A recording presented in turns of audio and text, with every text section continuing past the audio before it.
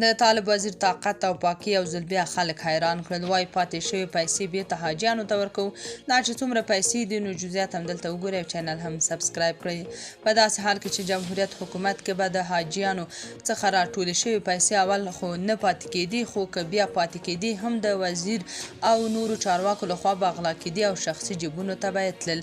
خو د طالبانو حکومت راتګ سره بیا کیسه بدله ده.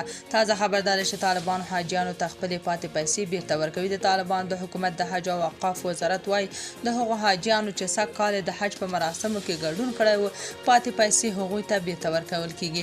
د دې وزارت سرپرست مولوي نور محمد ثاقب پرون سه شنبه په کابل کې په یوه خبري غونډه کې وویل د حاجیانو د پیسو د ورکړې بهیر له نن چهارشنبې څخه پیلېږي. د هغه په خبره هر حاجي ته به $30 اضافي پیسې بیرته ورکړل شي. خدای ونه ویل چې دغه پیسې د ټولو لګښتونو له کومې برخې سپما شوي دي. د وزارت سږ کال له هر حاجي نږدې $3,900 اخیستي وو. یاده دې وي چې 2 کاله وړاندې هم د حج مراسمو کې د حاجیانو د مصارفو څخه پیسې سپما شوي وو چې بیا هر حاجي ته $515 بیرته ورکړل شول.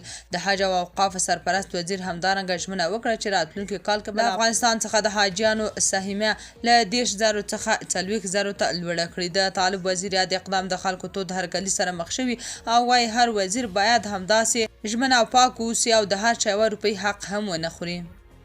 تاسو په دې اړه څه نظر لرئ؟ کومنټ کې شریک او چینل هم سبسکرایب کړئ.